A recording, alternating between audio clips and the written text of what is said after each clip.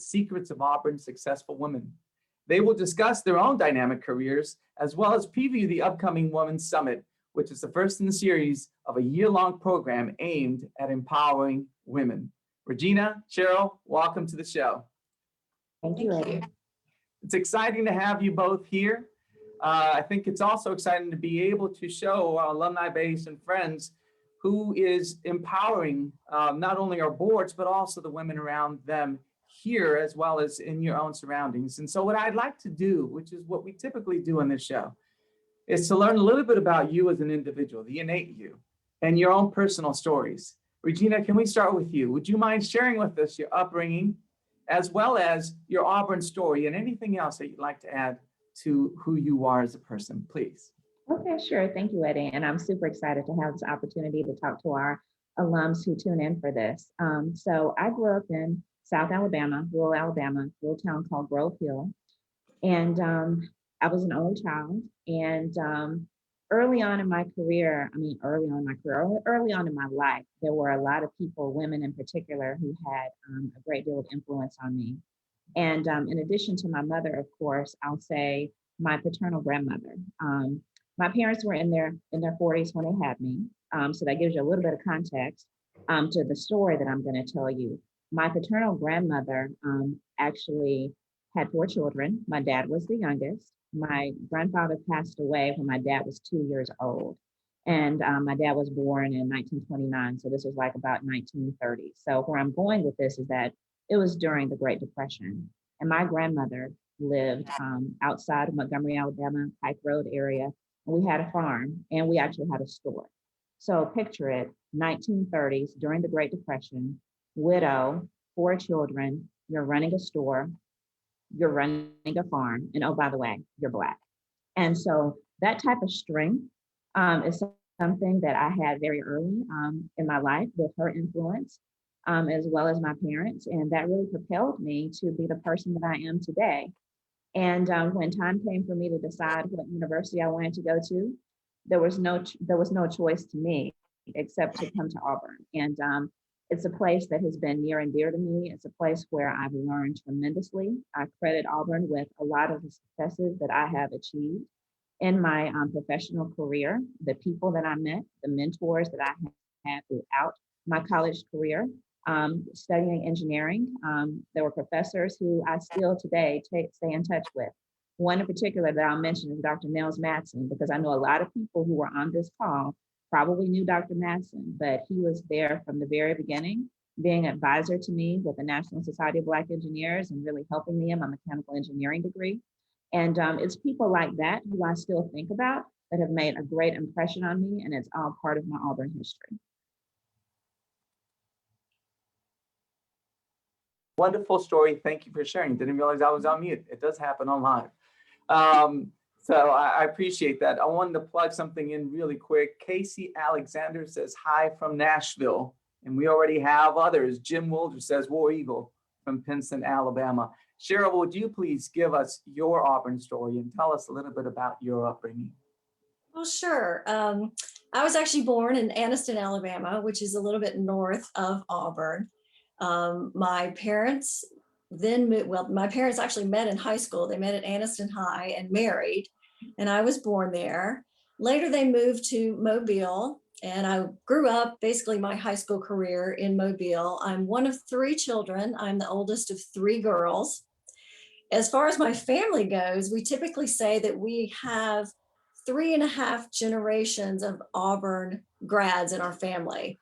My grandfather first attended Auburn probably back in like 1920 or so, late 1920s, but he didn't finish. You know, he had to go back to the family farm and family business. It was not affordable at that point in time. But he loved his time at Auburn so much, he had 3 children and sent all 3 of his children to Auburn. My father is one of those 3. My father is the youngest of my grandfather's children. My father, though, when he graduated from Auburn, he graduated in 58, so the year after the national championship. And he didn't graduate from Auburn. He graduated from API. He graduated from the Alabama Polytech Institution. So he graduated in 58. I graduated in 83. And I've been lucky enough, I didn't have any kids, but I have a stepdaughter. And she followed me to Auburn, and she graduated in 2015 That's awesome. from the College of Business in Supply Chain Management. So have been able to continue passing this on down through the family. So that's been wonderful for me. Auburn is just, I mean, Auburn's meant the world to me, having worked, come back and worked through the College of Business and the Student Investment Fund and the foundation. So it's wonderful to know that once she's now engaged and about to be married, and I'm hoping that those grandchildren will continue this generational Auburn thing that we have going. Well, that's what makes Auburn family. And it's that investment. You guys are both fully invested, and we all benefit from that. Multiple generations do. Let me ask you this question. When you think about when you realized that you were a leader, when did that happen for you? At what point in time did it sink in and you realize what weight that carried? Either one of you. Well, for me, I'll be honest, I don't think I realized that for a very long period of time. I don't think I was a natural born leader. I think I was perhaps born with traits that eventually led to leadership positions. I think as a kid, I was probably always I was a responsible kid. I was always very accountable. I did what I was supposed to do. Someone told me to do something, I always did it. And I did what I said I was going to do. And so I was very trustworthy. I handled responsibility well. And so I think others began giving me more responsibility. And I think taking on that responsibility and doing well with it kind of ended up giving me the confidence that I needed to start looking for more ways to apply myself in leadership positions. But I think one of the keys to that, to even wanting to, was it had to mean something to me. It had to be something that I liked, something I enjoyed, something I saw purpose in. And then I think I had finally and it probably took through college and on into my professional career for me to really feel that I had developed leadership qualities and had that potential, and then started looking for ways that I could lead, just team projects, initiative, things like that. So I think it was just a developmental thing for me. Thank you for sharing that, Regina. I have to agree with Cheryl. I think that it was a gradual thing for me too. I mean, I can think back to, times when I was in high school where when we had group projects, I always was the organized one or the one that kind of pulled people together. And even when I came to Auburn and started joining some of the clubs, I just started, gravitating towards really wanting to make an impact. And I think that evolved into, assuming the role of a leader. And, along the way, I noticed that people tend to gravitate towards me. And it wasn't like a deliberate action to say, hey, I want to lead this, but it was more of those going after those things that I really felt passionate about, just like Cheryl said, as well as things where I felt like, I could actually bring something to this. And I think that that's translated into the roles that I play in my career, but also the roles that I've played, being part of the Auburn family, from the Council of the Engineering Alumni Council to, now serving as president of the Alumni Board of Directors. Auburn is something that means a lot to me. It's an institution that has given so much to me, and to have the opportunity is a privilege and a blessing to be able to give back and to be with other people who have that same shared vision about making an impact and making our university better than it was when we found it. Thank you for answering that. Let's stay on topic with what you're doing as board members and your volunteer work. So you're both leaders at the helm of national boards. How did Auburn prepare you to serve in this role? And the second question is, what impact do you hope to have at Auburn serving in these roles long-term? If you could share that. I can start. So I'll say, how did Auburn impact me?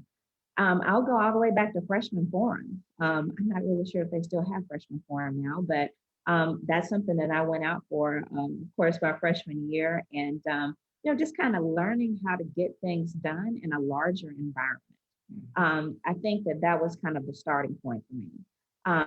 And then studying engineering, I became acquainted with the National Society of Black Engineers, and they have a chapter at Auburn.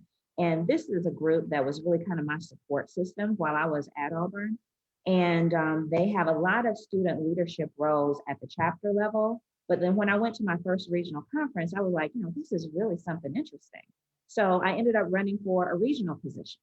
And then, kind of that also helped me to help the chapter as well. So that helped me experience some of the things that I saw and dynamics that I saw on campus in terms of how do we get more Black students into engineering? How do we support them while they're there? How do we make sure that we're assimilating with the rest of the student population and taking advantage of all the great resources? And so, when I think about that, and I think about what I do today, it's exactly what I do as managing partner of our supply chain practice at EY. I assemble people. I figure out how to solve problems. I figure out how to stay on top of what's happening around me so that I'm bringing value to the clients that I talk to every day. So there's a lot of transferable skills that I learned in those smaller environments that were baby steps towards giving me some of the fundamental things that I needed to be successful where I am today. That's wonderful, inspiring. Thank you for sharing that. Cheryl? Thanks. I think my story is probably very similar. I think a lot of the classes that I took at Auburn, and not to be simplistic with it, but truthfully, they put me in the direction that I ended up going after graduation. A lot of the economic classes, the business classes, but one that really, really stands out to me that a lot of students may not take and they may totally pass it by was public speaking. I took public speaking my sophomore year, and honestly, I think that class helped me in presentations throughout the rest of my college career, as well as made me comfortable in my professional career, speaking in front of others, presenting my own ideas or company policies, whatever it was. So Auburn really prepared me by, number one, the classes that I took, but public speaking was definitely a standout for me because I think it helped me propel myself, like I said, through my professional career. And it was a long time for me before I actually re-engaged with Auburn. I was away from Auburn for probably 20 years plus. And in all honesty, Auburn didn't come looking for me. I came looking for Auburn. I had kind of gotten to a point in my career where I had some time. And I said, I've got time, I've got energy. I called College of Business and said, I've got time and energy. What can I do? Next thing I know, I'm now re-engaged with the university. And so it was just a wonderful experience by having reached out to them saying, I want to re-engage. And they accepted me with open arms. And that eventually led to the foundation. And some of my goals with the foundation are, they're really goals of today. The foundation manages the endowment for the university. And one of our biggest concentrations right now is to grow our endowment to over $1 billion. That just puts us in a whole new category with our peers and our aspirant colleges, but it also gives us more ability to give additional funding back to the university for its academic programs. So that's a big part of what what our focus is at the foundation. We're also focused on increasing the credentials within the investment committee, and of course, diversity. We need our board to really represent the student body of the university in composition. And so we're making some changes and we're working towards that diversity and inclusion. And I think that's going to be a big part of where we're going over the next several years. Well, Cheryl, aren't we fortunate that you took that initiative, right? That you were proactive in pursuing Auburn, because look at what that resulted in. And that was one of the best phone calls I've ever made. That's wonderful. Well, I'm happy that that's how it turned out. I'm going to segue a little bit, and there's individuals on Facebook Live that I, again, just love that you guys are on and are sharing their thoughts. Donna Smith says, listening from Homewood, Alabama. Pat MacArthur Booker says War Eagle from Tennessee class of 78. And apparently Pat grew up in Mobile. And Sandy Nairmore says War Eagle from Birmingham as well.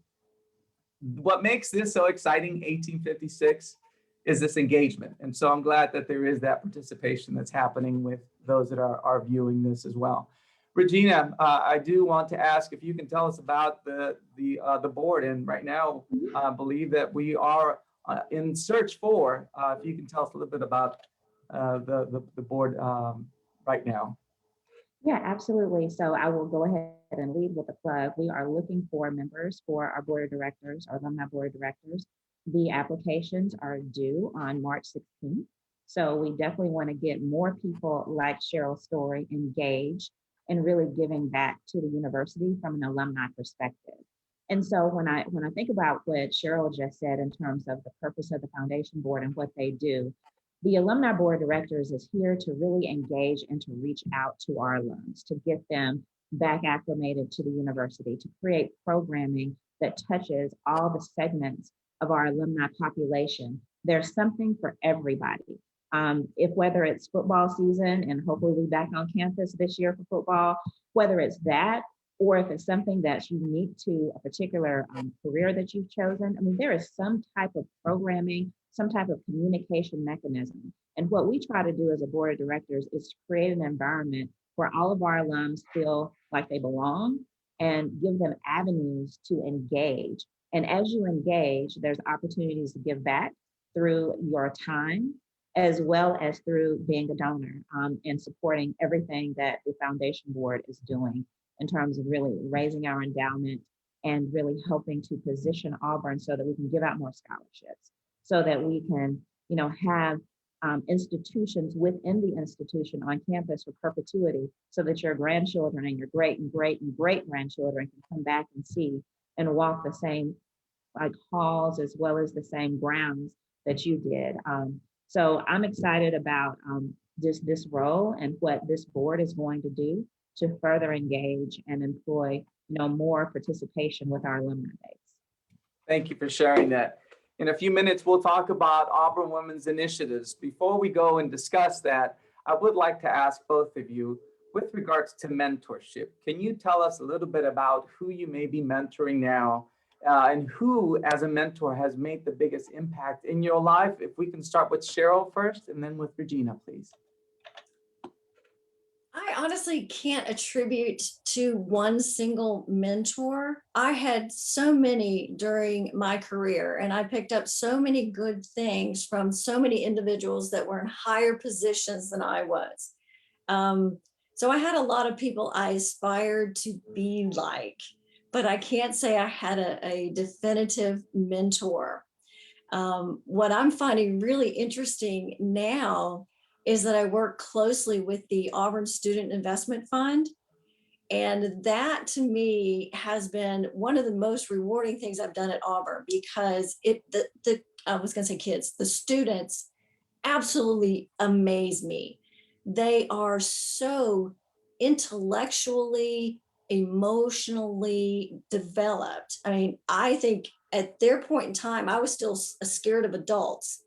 And these students can walk into a room, presentations ready, and tell us why they want to buy or sell a particular stock. And to work with them, I'm not sure it's a mentor exactly, but to work closely with them and challenge them on the research that they've done and why did they make that decision.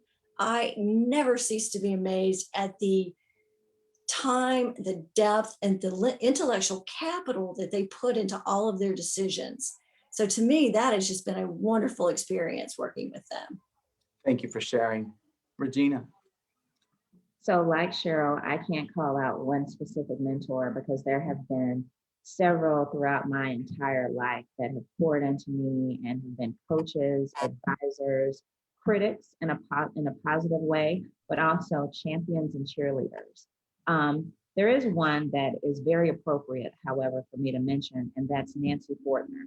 For those of you who might not know Nancy, she was the first woman to be president of the Alumni Board of Directors. And I met her when I was, thinking about, joining the board. And she's someone who pulled me aside and said, Regina, I think you should go for it. And so I mentioned her because to me, that's really the epitome of what Auburn stands for. And in this context, Auburn women. Auburn women pay it forward. And, she took me under her wing. She coached me. She was like, these are the types of experiences that you should have to prepare yourself. Here's people that you need to get connected to. Here's what we're doing as a board. And just shop it around and see if this is something you want to do. And it was because of her encouragement that I am where I am today in terms of even thinking it was possible to one day be president of the board of directors. So I'm very thankful to her. And that just goes to, mentorship is very important to me. There's a number of young women in my life who I mentor, from my goddaughters, one of which is a sophomore at Auburn right now, to just the women at my job. And some of them are even peers. And more important than me pouring into them is what they give to me.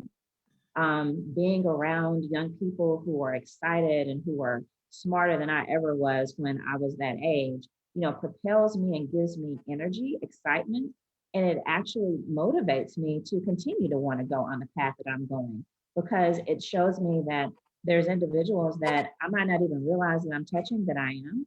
And it's a great responsibility and a great level of accountability to be in a position where you do touch other people. And I don't take that lightly. And the people that I mentor, really help give me the energy that I need to keep going sometimes. I think having the influence positively, positive influence that allows individuals to flourish and grow is always fascinating. And that you have both received it and able to give it back goes to show again the impact that Auburn has had on all of you, as well as that future generation. I'm going to take a quick minute to also add more shout outs from Facebook Live. So Gretchen says, we are so grateful to both of you for your leadership of the Alumni and Foundation Boards, War Eagle.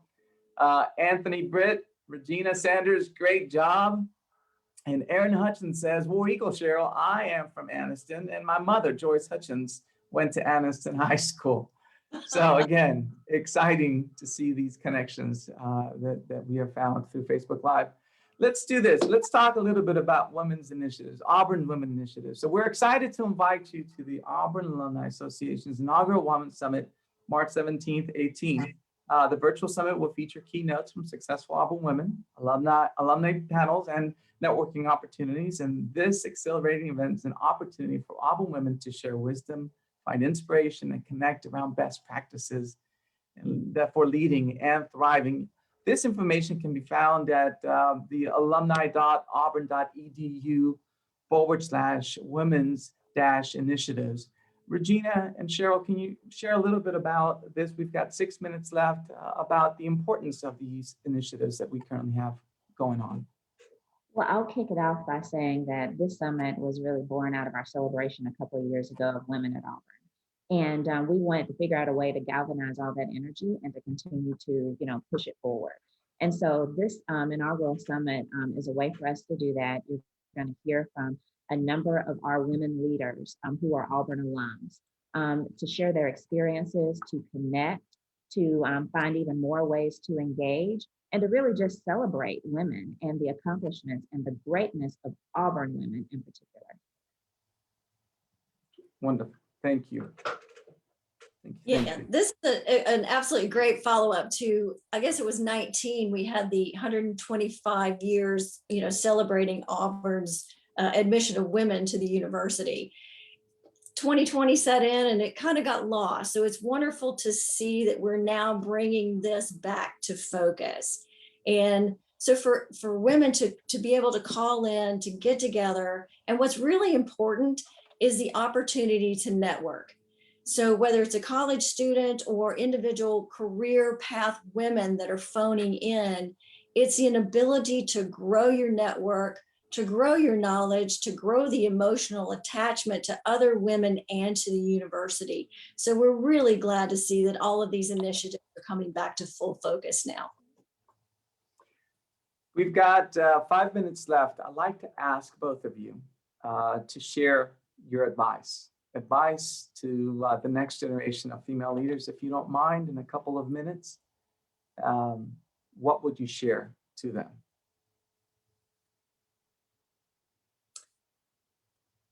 I'll pick it up. I'll share two things that really helped me through my career. I picked up one in high school from a coach. And what he said to me, and this sticks with me today, he said, hope is a good thing. Hope is a positive word. When you hope something, it means you want something. But then he also said, he said, hope is wishful thinking. He said, whenever you say, I hope so, are you going to get that job? Are you going to get a promotion? Are you going to get a raise? Are you going to be president of the Alumni Association? If your answer is, I hope so, hope is wishful thinking, and it is not a good strategy. He said, figure out what your strategy is. That has stuck with me throughout, I mean, for decades now. So whenever I find myself saying, I hope so, that means I want something.